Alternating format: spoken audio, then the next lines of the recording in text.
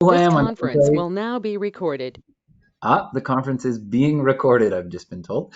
I'm the CEO of Right to Play International. I do hope, and I do see some friendly faces, which is great, that everybody is staying safe and healthy. I am currently in Toronto, where I have been since March, and where I suspect the majority of folks on the call are. And I've been joined by a number of colleagues from across Right to Play, who I'll introduce in a couple of minutes. Today we're going to be talking about the impact of COVID and the reality of back to school for the children in the places where we work. As most folks on the call know, we work in refugee camps, we work in countries across Africa, the Middle East, and Asia, and we work in over 85 communities, Indigenous communities here in Canada. I suspect that many of the folks who are with us today have children or grandchildren and have felt all the stress of going back to school over the last couple of weeks. I can tell you that in many of the places where we're working, in some of the most precarious and vulnerable places in the world, school learning, just life in general, has become even more complex and more stressful than it is for us here. And as we're going to hear from Aamina a little bit later, disproportionately for girls. But let's get started. First, I'm just going to introduce our three speakers. You'll see them, their cameras are on. So I'm really happy to introduce, this might be a new introduction for some people, Rachel Mishenene, the Executive Director of our Indigenous program. So Rachel joined us just recently. She's an established Indigenous leader, much awarded, and we're very, very happy to have her here to lead the Play program. We have Andrea Diaz-Varela, who is our Global Education Technical Lead. So she'll be talking to us specifically about what's happening in education. And then Aamina Adham, our Global Gender Equity Specialist. So we've got a great panel, super knowledgeable. But before we get into the conversation, I'd just like to turn it over to Rachel. Rachel, it'd be great if you could lead us in a land acknowledgement. Great. Thank you, Kevin, and thanks for the introduction. Welcome, everyone. We're happy to have you here today. So I'm just going to begin with a land acknowledgement that was put together by Right to Play staff. And hopefully some of you practice this as well in your place of work. In the east, in what is now known as the province of Ontario, Right to Play's headquarters is located on the traditional territory of the Huron-Wendat, Seneca, and the Mississaugas of the Credit. This territory is covered by the Dish with One Spoon Wampum Belt Covenant, an agreement between the Haudenosaunee, the Anishinaabe, and the Allied Nations to peacefully share and care for the lands and resources around the Great Lakes. More recently, Treaty 13 is an agreement between the Crown and the Mississaugas of the Credit that covers the city of Toronto. These treaties recognize a living relationship between nations and peoples that now call this land home, including the many diverse First Nations, Inuit and Métis people across Canada. And in honor of recognizing the customary lands that I'm currently residing on in Thunder Bay, I would like to personally thank and acknowledge the Anishinaabe of the Fort William First Nation of this territory. Thank you, Kevin. Thanks, Rachel. Okay, let's dive right into the conversation. As our listeners know, Right to Play supports some of the most vulnerable children in the world. And the challenges that they've been facing during COVID, especially while being out of school, have been tremendous. I'm sure you're going to have some questions. We're definitely going to leave time at the end of the call for question and answer. So please just kind of jot those down, and then we'll have a good chunk of time at the end to engage in some Q&A. Quick overview, high-level overview. For the last 6 months, Right to Play's focused very quickly after COVID hit. We decided that we needed to focus our strategy. We focused our strategy on 3 interventions. One, and this one seems kind of obvious, but to keep kids safe and healthy. The second was to keep kids learning. And the third was to keep children mentally strong through the crisis. We've had to rapidly pivot much of our programming from direct in-person teacher training and programs for kids to using radio, using television, and where there is data connection, using the internet. It's catalyzed a lot of innovation here at Right to Play. And in fact, this year we'll reach almost 10 million children because we're using all of these really interesting remote channels to deliver our programs. Depending on the country and the context where we're working, we'll hear more about this. We've been teaching hand washing and social distancing. We've been delivering educational games in literacy and numeracy via television, national television programs. We've had radio dramas about girls' rights to stay in school and not be married. And we've been supporting children and their parents by giving them activities to stay mentally strong at home.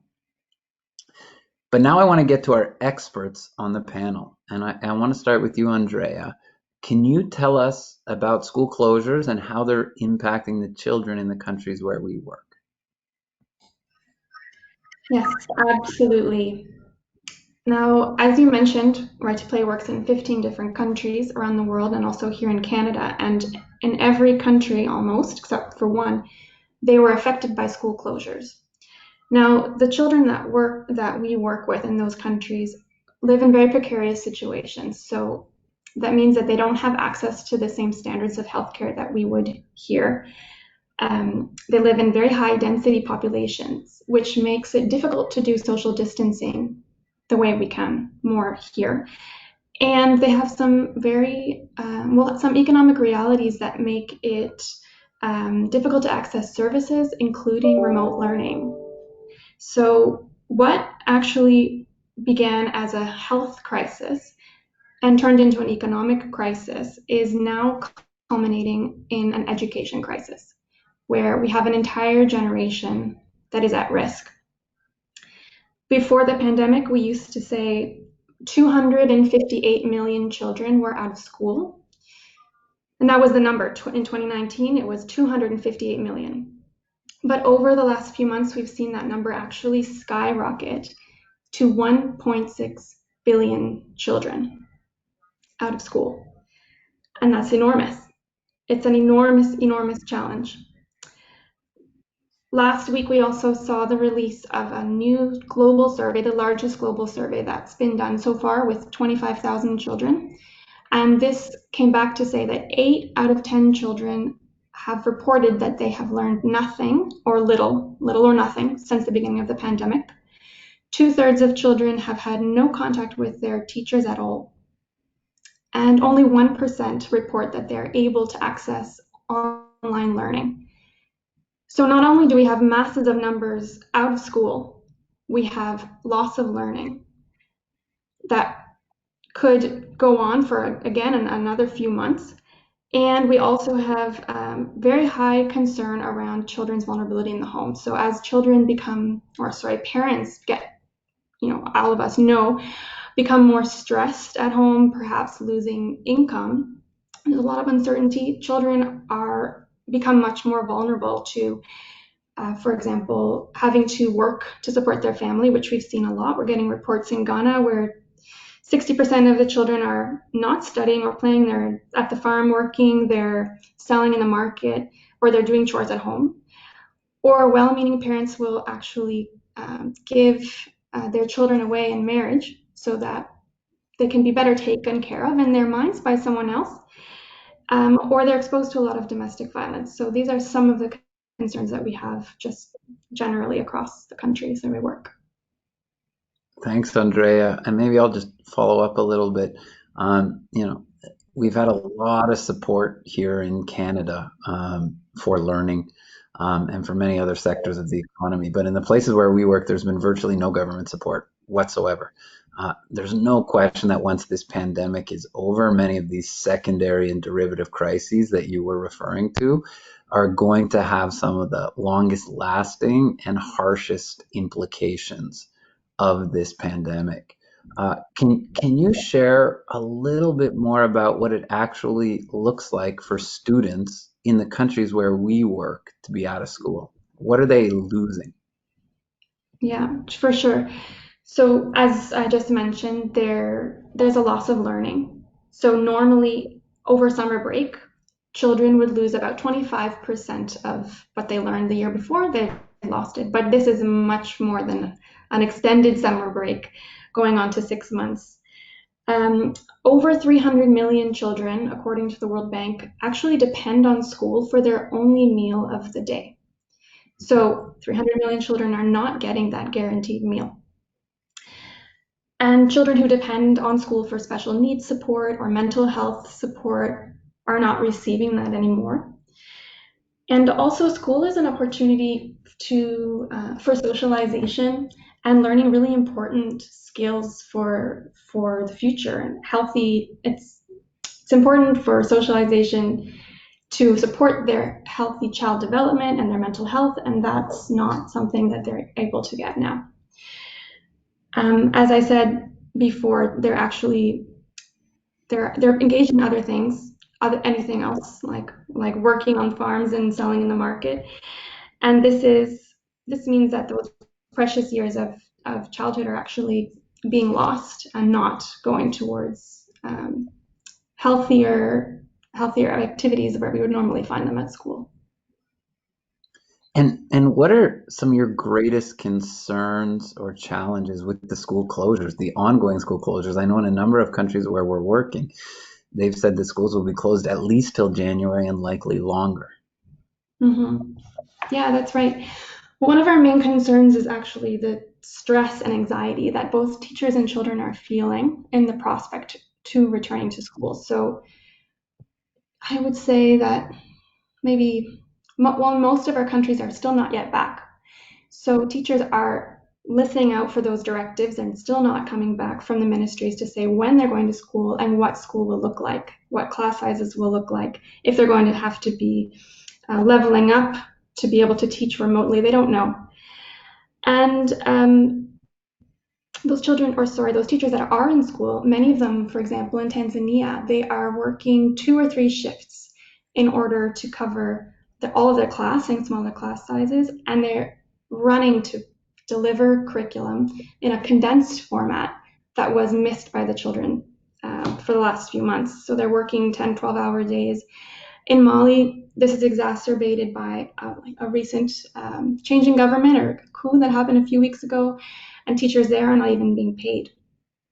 So there's different situations across the world, but for what's common is the stress and the anxiety, and the children as well, they feel it. When they're in school and being rushed through what they missed in reading and math and science, this is extremely stressful. The pace is too much for them, and they are also disappointed by the learning that they had before that they can no longer recall. They used to be able to read full sentences, and now they're struggling again, and that's a source of stress. And what concerns us the most about this also is that in order to squeeze in all of those essential core subjects, we're seeing things like sports and other opportunities to play that are being cut out. And those are important for children to transition smoothly back into school, have a positive association with school and want to come back and stay there, and to help them de-stress and again socialize with their peers and develop the skills that they need to be resilient. So that's a really grim picture. It's really unprecedented, the crisis, and in this case, the education crisis that has come out of the pandemic. But let's turn a little bit. So what is Right to Play doing? What are we doing to respond? What are our programmatic interventions? How are we trying to address some of these challenges that are facing children? Yeah. Well, related to the challenge I just described around the anxiety and the stress that children are feeling, we are continuing to do what we do best. One of these things is training teachers in a play-based approach to teaching core subjects. And in that way, children get that opportunity to play, and teachers don't need to choose between learning and playing. It can do both at the same time. They're also being trained in targeted games for mental health so that teachers can play this in between subjects, just quick targeted games between subjects before or after classes so that children can get some kind of mental health support there. And also we are supporting ministries of education in their back to school campaigns. So that means targeting those messages for back to school either in SMS or radio or TV, going door to door to make sure that children go back to school and parents enroll them. So we know that the longer children stay out of school, the more or the less likely they are to come back. And that's especially the case with girls, children with disabilities, children whose families may have contracted COVID-19, and there's this stigma around them. So we're targeting the messages to make sure that all of those most vulnerable children get enrolled again. Great. So you mentioned those back to school campaigns, which we're very active in with ministries of education around the world. But how are we supporting children to transition back to school? And what are we doing in the places where schools are still closed and there is no transition happening right now? Yeah, that's a huge challenge. A lot of schools, well, ministries are saying that they can't open schools unless there is enough water and sanitation infrastructure in the school. And that makes sense. It's a safety precaution. So what Right to Play is doing is, it's where it works. Most of the, say, 65% only have basic facilities. So we are trying to make sure that the rest also have access to the basics like soap, water, buckets, to make hand washing stations. And it sounds like very, very simple, but it makes a difference between a school being closed or open. So that's what we're doing in the short term. And we know that that's not a long-term solution. That's something that we can do for now to make sure that schools get up and running. But we're also preparing to start building the capacity of some of the school leaders, like principals and school leadership, so they can assess themselves the type of infrastructure that they're going to need in the future. So sometimes the schools will have that information, but sometimes they don't have it. And so they're not able to plan, and they're not able to advocate for their school with their local district education authorities. So if they can have that hard data about how much soap they have, how long it will last, how many hand stations for how many children, then that means they're going to be able to at least advocate for their school. And I'd say the other really interesting and most impactful thing we're doing for children who are still out of school is the work on remote learning.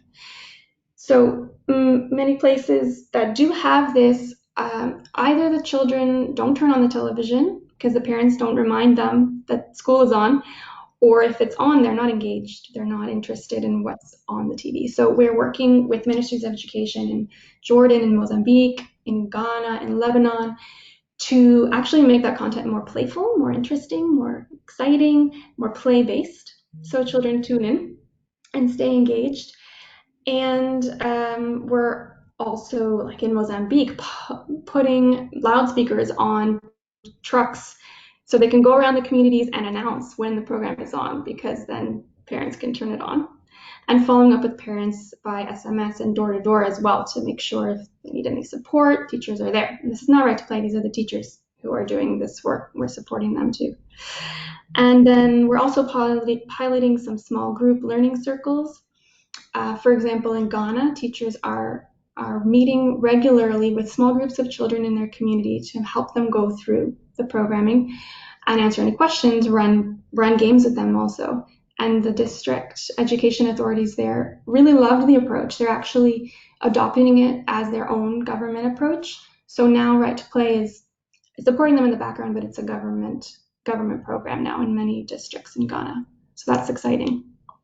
Yeah, thanks, Andrea. I know that we've installed what they call tippy taps, this kind of rudimentary hand washing system that can be put together with just a container of water and a couple of sticks that have allowed, I think the recent count I saw was 150,000 community members that didn't have access to hand washing to have that now as they get ready to go back to school. So that's great. I'm going to actually pivot over to Rachel and actually, as opposed to talking about our programs in Africa, Middle East, Asia, talk about our programs right here in Canada in Indigenous communities across Canada. And Rachel, what has been the impact of COVID-19 in our Indigenous communities, and what have the subsequent school closures meant for children and communities?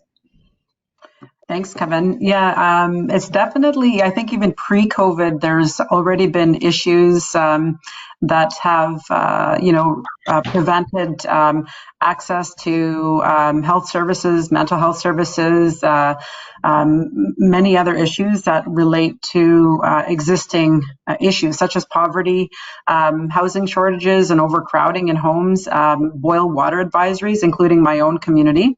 Lack of access to adequate health and mental health care services, even lack of access to telephones or high-speed internet.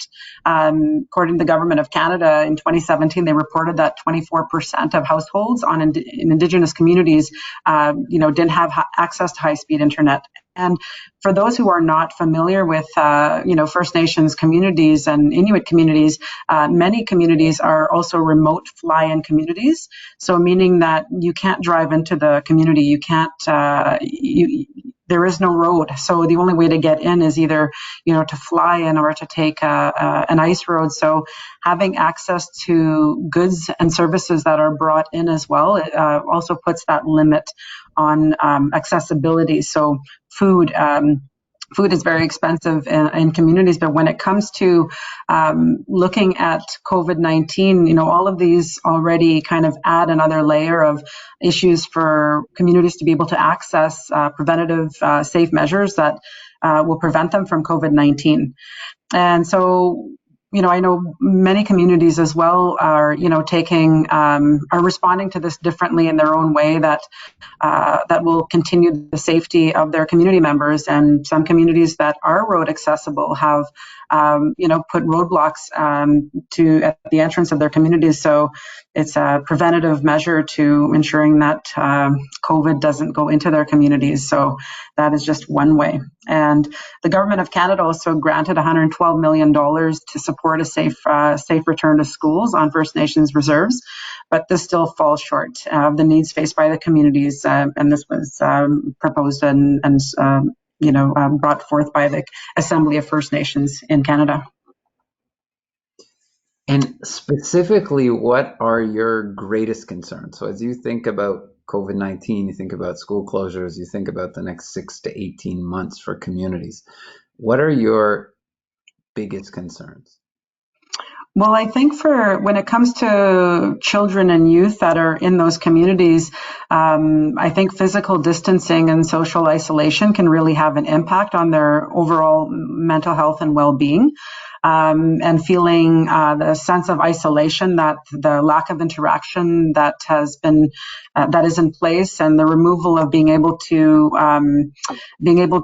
attend school, play with friends, in a more in a format that doesn't really look at social distancing. So I know that adds layers to kids, and I think with kids too is that as adults, we're able to adapt, and we're able to control how we interact with certain situations, and because of our skills and of our experiences in life. And a lot of kids might not have that, and so they're very aware of how they react to certain situations like COVID-19 would be very different, and in some cases even fearful. But I think when it comes to First Nation communities and the lack of resources that they have access to can also be really challenging. And I think for communities that don't have high-speed internet and maybe don't even have phones in their communities, that might add another layer. So with our programs that we have in Canada that are being delivered to numerous First Nation communities and partners, the impacts are existing in the communities, but what I'm finding and also appreciating is how quick the Right to Play staff has been able to respond to that, to looking at ways to provide supports for community mentors that are in the community. Yeah, it's great. And it's a great segue actually to what my next question was going to be, is given those challenges, how is Right to Play supporting communities? How are we keeping kids safe, healthy, and learning in Indigenous communities across Canada through the pandemic? Well, there's different, one of the things stories that I heard when I was talking to one of my teammates, who's a program officer, is that they shared, how adaptable our play program has become and how it's been revised to reflect the current conditions that we have to work in. So the play program itself has been revised, but there was a program officer that had shared an experience of an individual in a community mentor, Indigenous community mentor in New Brunswick, who, had ordered glow sticks for their community, and through that process, handed out the glow sticks and dropped off the glowing glow sticks to each of the kids in their community, and the family became engaged in that process of engaging and playing with their children. And so that was a really innovative approach. And as well, this individual also ordered garden boxes and was able to build garden boxes within the community, and was able to get assistance from other youth leaders in the community who, created the boxes and took care of the gardens and the vegetables that were growing in there, including at senior homes. So I think just taking innovative approaches to looking at ways that we can continue to deliver effective and positive programming for the community mentors who are delivering it in their communities to children and youth I just find it incredible how we have been able to adapt and modify our programs to meet the needs at this time in a crisis. So it's just been amazing to have an amazing team of people that are really dedicated and committed to the work that they do and the change that they're inspiring and the leadership that they're inspiring in the community mentors who are now, taking additional innovative and creative ways of, engaging with children and youth in First Nation communities. It's really inspiring to hear how youth are taking the lead, that actually the innovation, the response is coming from those youth leaders who've been through extensive training with Right to Play over the past few years. We've heard a lot about girls, so I'm going to turn over to Aamina now, our Global Gender Equality Specialist, to talk to us more about how girls are being disproportionately affected by this pandemic. Aamina, can you talk about some of the challenges facing girls, specifically with school closures? Thanks, Kevin. We know education is transformative for girls. We know it delays their marriage, it stops pregnancies, it improves their health. And more importantly, it gives them agency and decision-making power. Unfortunately, across the globe, before COVID-19, 12 million girls were married before the age of 18 every year. And due to emergency, COVID-19, families tend to take on negative coping strategies, which include child marriage, child labor, cutting down on family health expenses. And UNFPA has projected that COVID-19 is going to result in 13 million additional child marriages.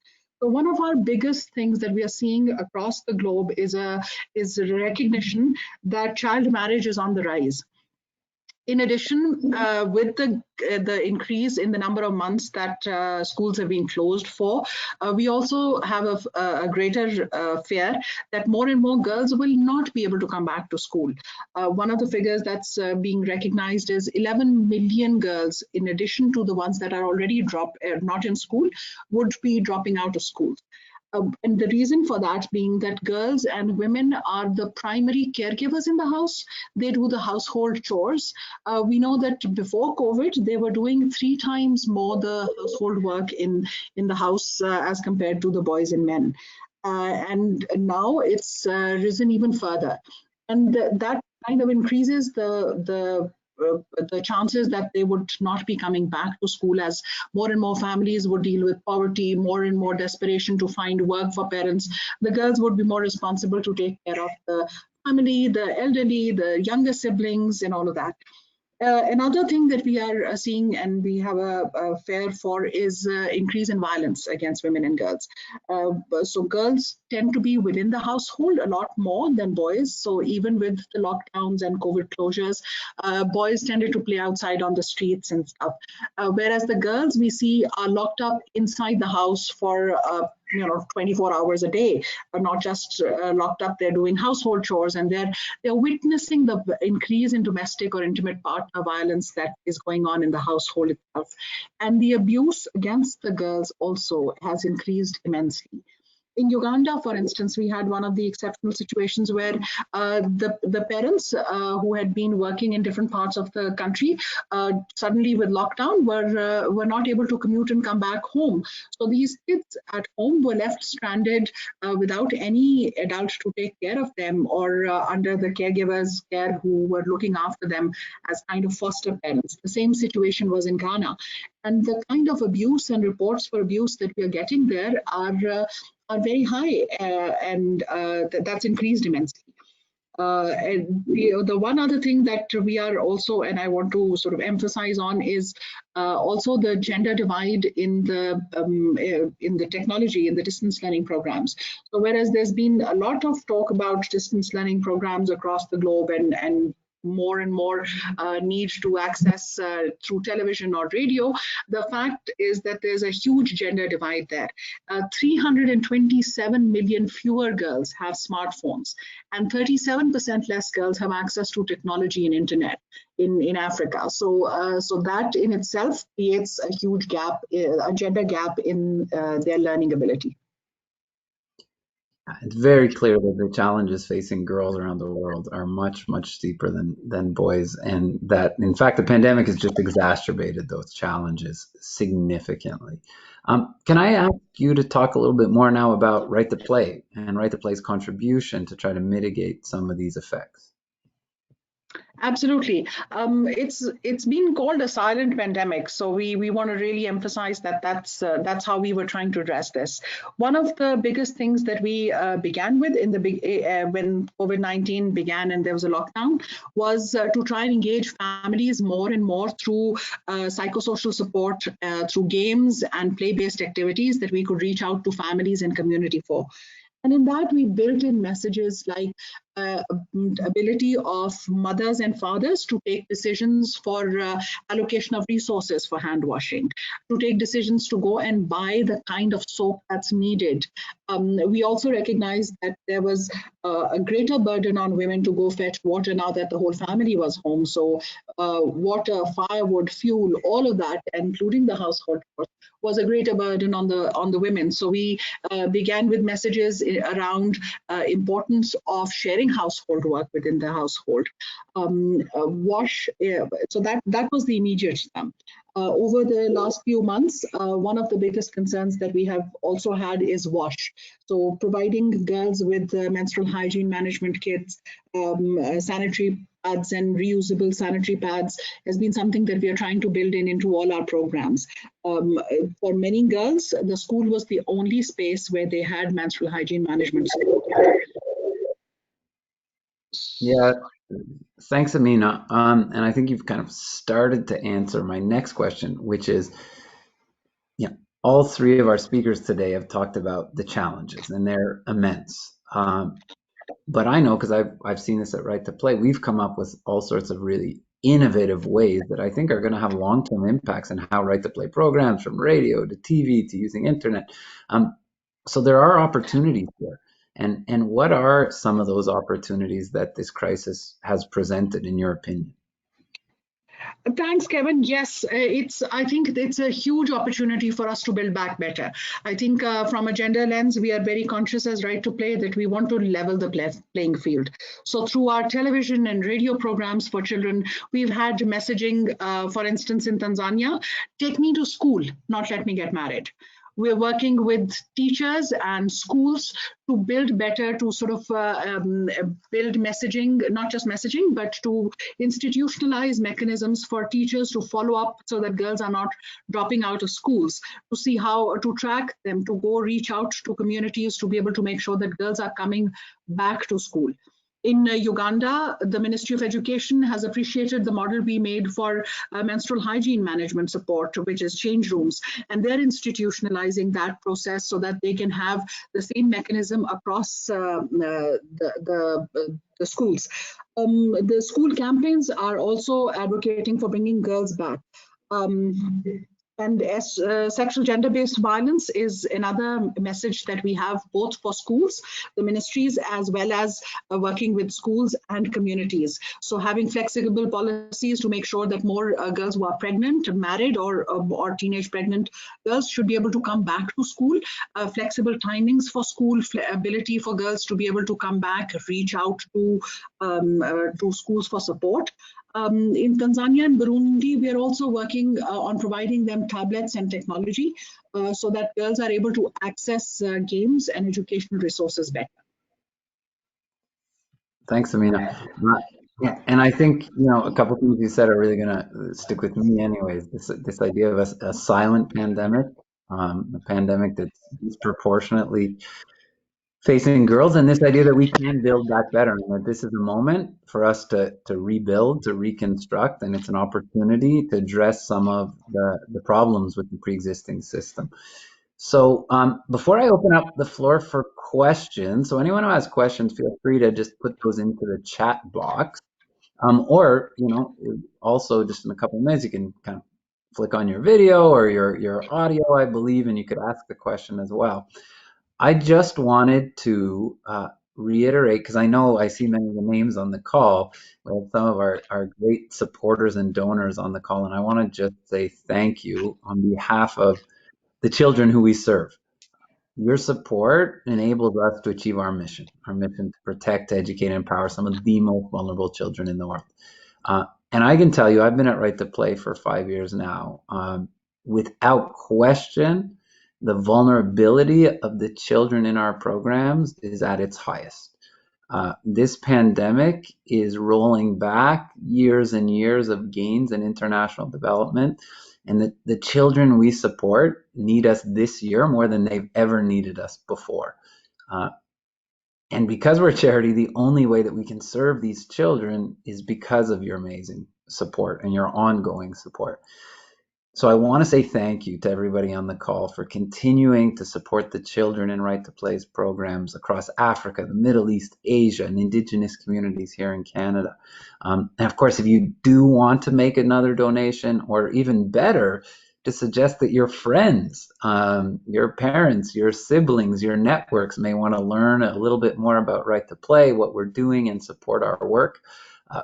Please feel free to forward them to me. I'm happy to talk to them, but also they can go to our website at righttoplay.com, where it's very easy to make a donation to support our ongoing work this year.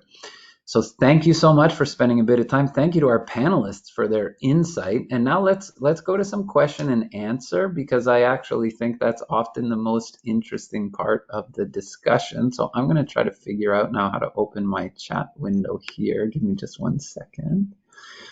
Okay, we've got a question here. What have been some of the biggest takeaways or learnings through this process? While I give my panelists 30 seconds to figure out who would like to take that question, I will say from Right to Play's perspective, there's been massive, I think, it's been a catalyst for innovation. Typically, we did in-person programming, always. We actually shied away from technology for lots of obvious reasons. We're play-based. We believe in active, experiential, interpersonal learning. But this, because we do a lot of teacher training, we do a lot of coach training, and we did it in really high-touch ways. And we have, I think, learned that not that we're going to replace our in-person training going forward with technology, but there are ways to bring down costs and really increase our scale. And there's ways to reach children we could never reach through radio, through television. So I think there's been a real kind of catalyst organizationally and strategically for us to think about other channels in addition to our in-person work that's going to allow us to reach many more children sustainably and cost effectively. I don't know if any of the panelists want to add something about their learnings. I can actually add to that, Kevin. What you were saying about many other organizations are also thinking about making that switch to technology just like us, and if not, they're already running after it. So what I've noticed is that's different about Right to Play is that actually Many others are taking care of that hardware. They're really keen on building the infrastructure for remote learning. And because we have this focus on play, we are able to make sure and have attention on how it needs to be interactive and playful. And that is what I feel we're doing differently.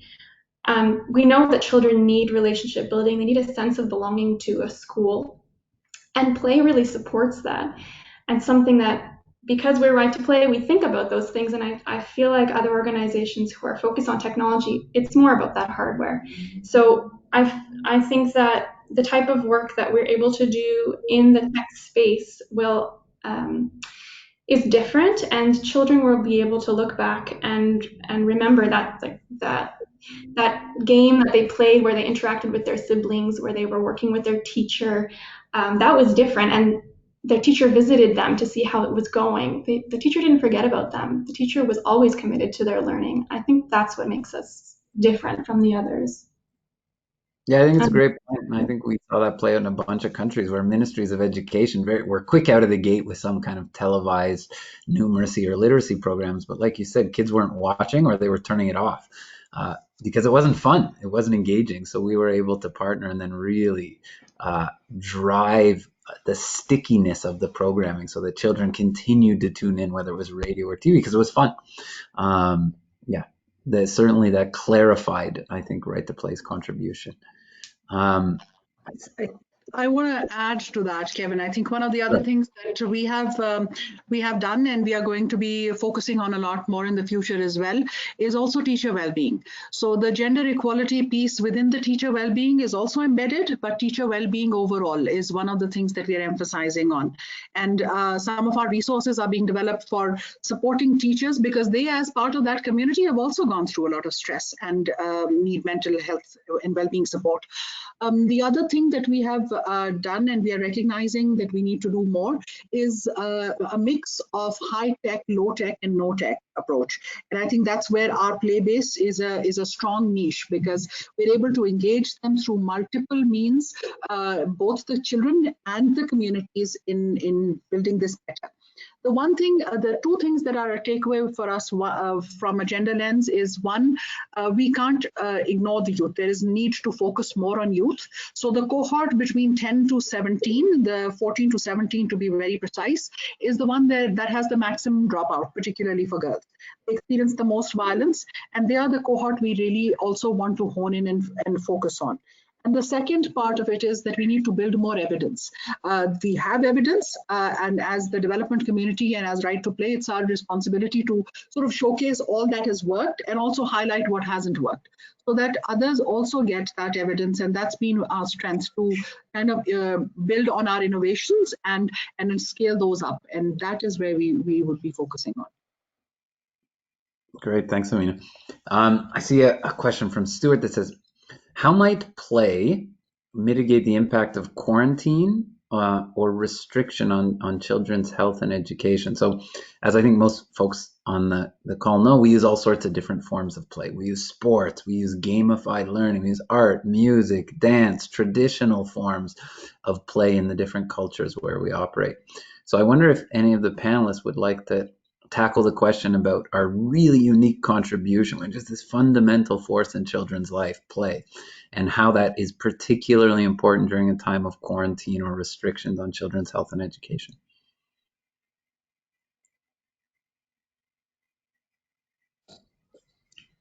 I can take a stab at that one. Early on in the pandemic, we were looking for research on play in pandemic situations, and there's actually very little out there. One we constantly look to for learning is the Ebola crisis, and there was no research on that.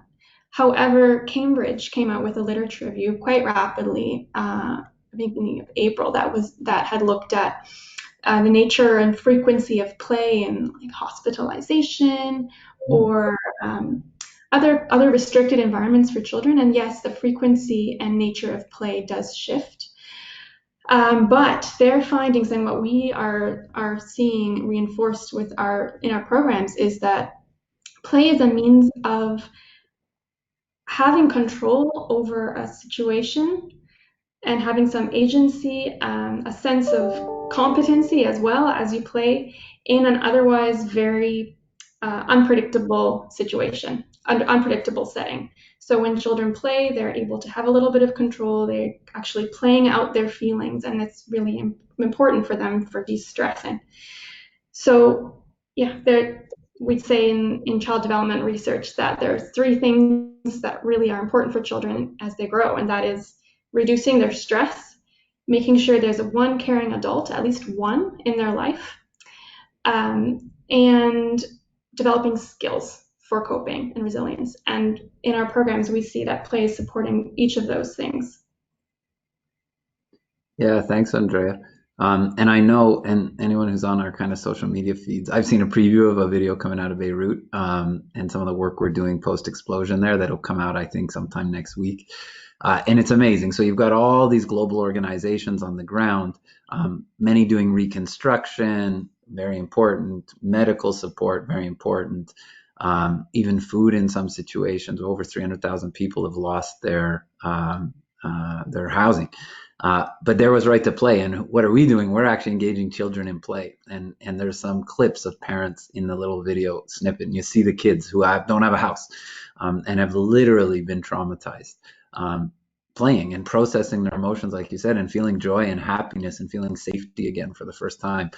So yeah, I encourage anyone who gets a chance to just take a minute and a half when that video comes out, because I think it brings to life how important. Any of the other panelists want to add?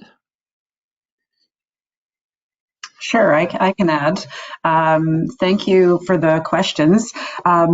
When I think about, like, I'm fairly new to Right to Play. I joined the Right to Play family 6 weeks ago, but during the time of my transition into this new role, I had to understand and learn about specific programs that were running at the time, and it was obviously it was COVID. I've only been here for 6 weeks, but one of the things that I've identified is that the tremendous amount of work that the Right to Play team have put into adjusting to the pandemic and adjusting to moving from an in-person program to a virtual program, including supporting community mentors ongoing, as well as having our youth leadership symposium that took place all virtually in the spring, as well as in October we're going to be running our fall training for our community mentors,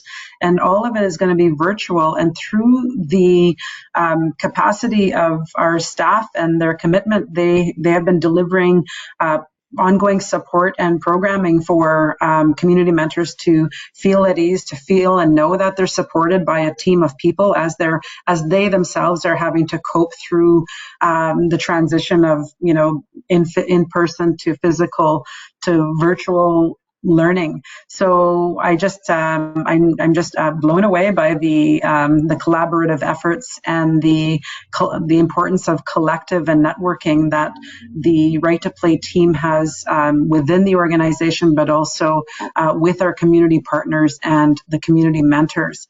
And I think that through to answer Stuart's question, and I think of how the staff have modified current programs to be able to be adaptable to communities, as well as providing ongoing support to community mentors that are, navigating this new and interesting time that we are in, to ensuring that kids continue to feel safe, kids have someone to outreach. So I think that, overall, like, it's really proving how strong and needed the Right to Play program is in many Indigenous communities. Yeah, thanks, Rachel. My screen appears to be frozen on my end. I'm not sure if everyone can hear me or not, but if you can hear me, we can hear you. Okay, great. Thanks, Rachel. Everyone is frozen for me. I think we don't have any more questions. and we've got a little bit of time left. But what I think we should probably do then is wrap this up. I just again want to say thank you to everyone on the call. Thank you for your support. I know that any one of my panelists here, fellow panelists, would be happy to, if you have specific questions, you want to go much more in depth, they'd be happy to engage with you offline, as would I.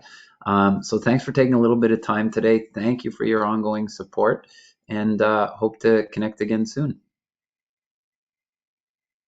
Thank you. Thank you, everyone. Thank you, everyone. It was a pleasure. Thank you very much.